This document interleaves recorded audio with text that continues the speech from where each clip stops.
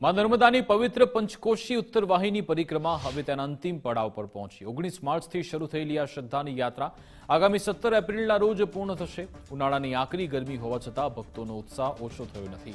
નર્મદાના કિનારે યોજાતી ઉત્તર વાહિની પરિક્રમાના હવે માત્ર 7 દિવસ બાકી છે।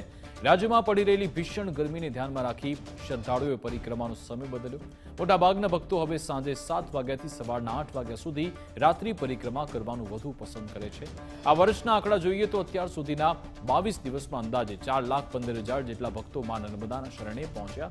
જો કે ગત વર્ષની સરખામણીએ ચાલુ વર્ષે ઓનલાઈન રજીસ્ટ્રેશનની પ્રક્રિયાને કારણે ભક્તોની સંખ્યામાં થોડો ઘટાડો જોવા મળ્યો। તેમ છતાં વહીવટી તંત્ર દ્વારા પરિક્રમાવાસીઓ માટે પીવાનું પાણી, લાઇટ અને સુરક્ષા જેવી તમામ પાયાની સુવિધાઓ સુનિશ્ચિત કરવામાં આવી છે।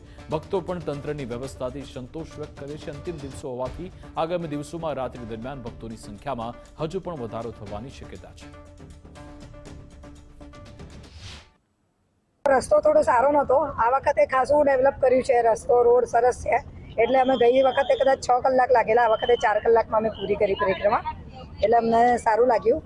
વચ્ચે દરેક જગ્યાએ પાણી, નાસ્તાની વ્યવસ્થા કરવામાં આવી છે લોકો દ્વારા, એ પણ બહુ સરસ છે। અમે ઇવનિંગમાં ચાલુ કરીએ છીએ, એટલે ઇવનિંગથી અત્યાર સુધી પૂરી થઈ જાય છે અમારે। રણછોડજીના પહેલા દર્શન કર્યા, એમની આજ્ઞા લીધી અને અમે ત્યાંથી પરિક્રમા સ્ટાર્ટ કરી અને અમે એટલું સરસ આયોજન જોયું। ઠેર ઠેર નાસ્તા, ચા અને બધી વ્યવસ્થા થઈ છે અને અમને પરિક્રમા કરવામાં સહેજ પણ તકલીફ નથી પડી। અમે ખાલી 3 થી 4 કલાકમાં અમે લોકોએ પરિક્રમાને પૂર્ણ કરી છે અને અમે લોકોને એવું કહેવા માંગીએ છીએ કે પબ્લિક અહીંયા આવે અને માં નર્મદાના આશીર્વાદ લે। ભક્તો ગુજરાત, મહારાષ્ટ્ર આ બાજુના ભક્તો એ રાત્રે આવે છે અને કેટલાક વિદેશ એટલે બહારથી જે ભક્તો આવે છે એ ફક્ત સવારમાં આવે છે, નહીં તો આખી રાત આ ભંડારોની અંદર બધા લોકો આવે છે અને સેવાઓનો લાભ લેતા હોય છે।